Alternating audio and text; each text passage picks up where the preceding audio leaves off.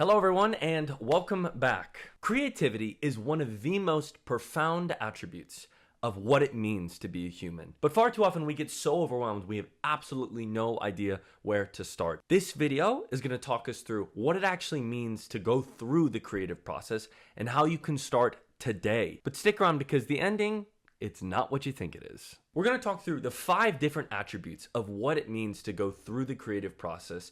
And we're sourcing all this information from Creativity, the Psychology of Discovery and Invention by Mihaly Csikszentmihalyi. All right, so the first step in the creative process is, and I've got this little fun thing here, it's you have to scout the problems. You have to figure out what is it that is facing the world around me that I can help bring a solution to. You're never going to find a problem worthwhile solving, or you're never going to scout the right kind of problems if you're stressing about the issues that you're facing. The thing about curiosity, the thing about creativity, and that first step of scouting the problem, is that you have to be gently curious about the world around you. And to take it a step back even further, oftentimes we think creativity is just for the artist or the musician, but really, creativity is for everyone.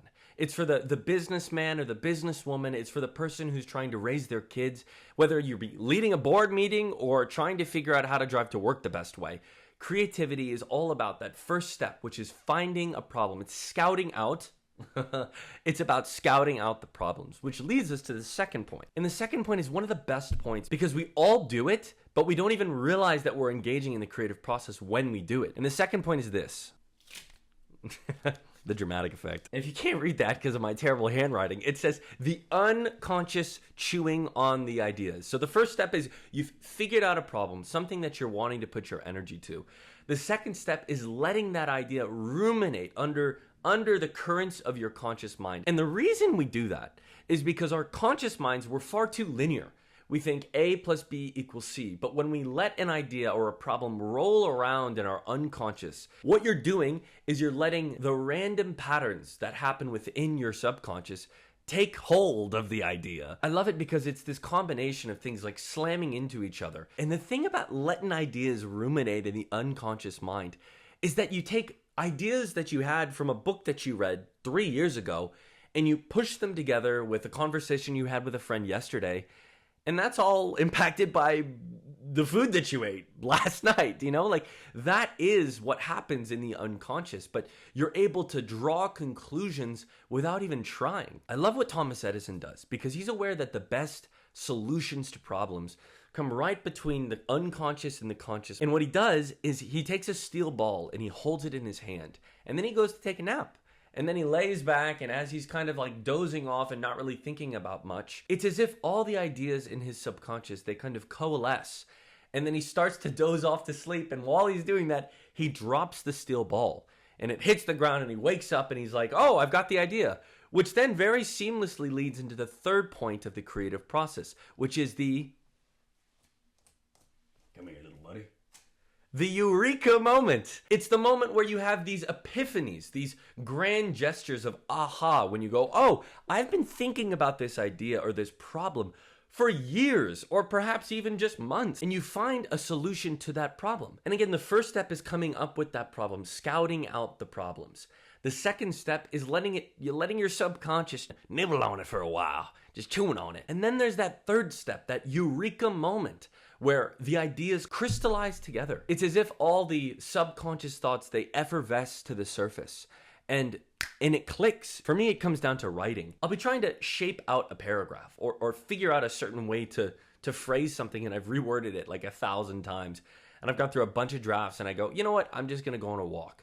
And I'll go on a walk, and then all of a sudden it's like a bird chirps or the leaves rustle away. And it's like the idea, it becomes way more clear to me. And I have that Eureka, that aha moment. And somehow everything all of a sudden connects. But once those ideas connect and you have that aha moment, there's the fourth step of the creative process that comes into play.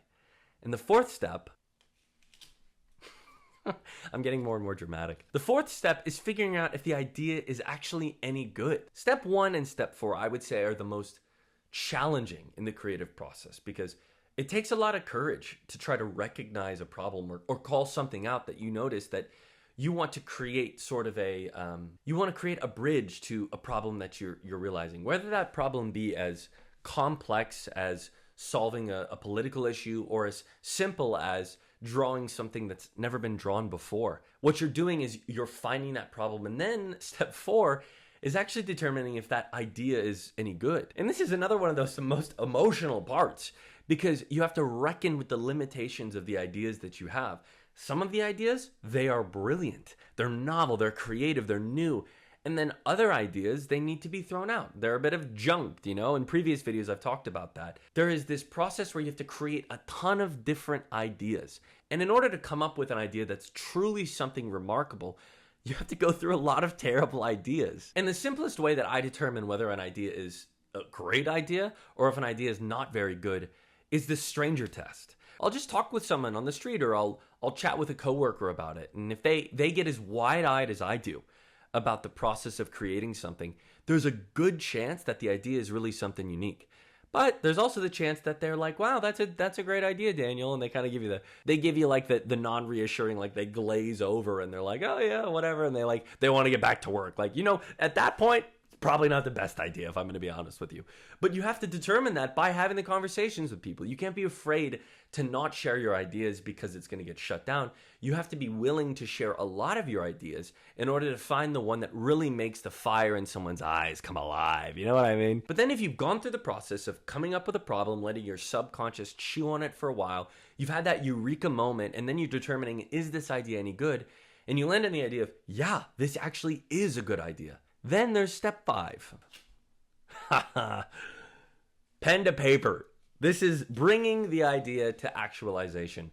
Thomas Edison, again, he says this: all creativity is 1% inspiration and then 99% perspiration. What does he mean by that? He means coming up with the problems, solving those problems with these eureka moments and determining that it's a good idea. It then necessitates 99% more work, because you have to actually bring that idea into the real physical world. And what I want to encourage you with in regards to step 5, creating the work, is that you have to make sure that it's elegant. I think oftentimes we create things and we want people to say it's as wonderful as we think it is, but the best litmus test to determine if something creative is worthwhile or worth sharing is how elegant it is. Because if you find it to be something quite elegant, something beautiful, something simple, concise, and profound, then other people are likely going to think it's elegant and wonderful as well. And if you've made it this far, you've gone through the problem, the solution, and you've brought it to reality, then congrats, you've created something. But here's the catch, and here's the twist of it all, is that the creative process, it's rubbish. These cookie cutter 5 steps, they're hardly ever going to be approached this linearly.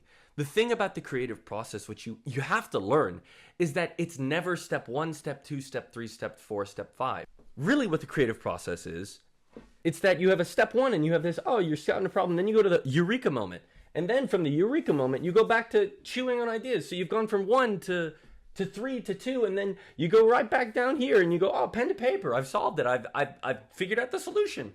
But then you go, wait a second, this isn't actually as good as I thought it was. And you go back to the, is this any good stage? And then from the, is this any good stage, you're back to chewing on the idea. And then from chewing on the idea, you go all the way back to pen and paper. And then you go from pen to paper to eureka, and so on and so forth, ad infinitum, till the end of time. And that's the whole point of the creative process. Because if you try to describe the creative process with the creative process, I think people call that a tautology. It's like you describe the trees by using the trees. You know what I mean? It's like you describe something by using it to describe itself. And that's just not how the creative process works. It's far more messy than that. But that's the beautiful part of the creative process, is that it's not linear, and you can make mistakes, and you can go left and go right and go from point 1 to point 5 to point 3 to point 1 again. And that's the joy of what it means to create something, is that you get to break those paradigms. So what I would encourage you with is start your process today, but maybe it's tomorrow that you need to actually bring into actualization.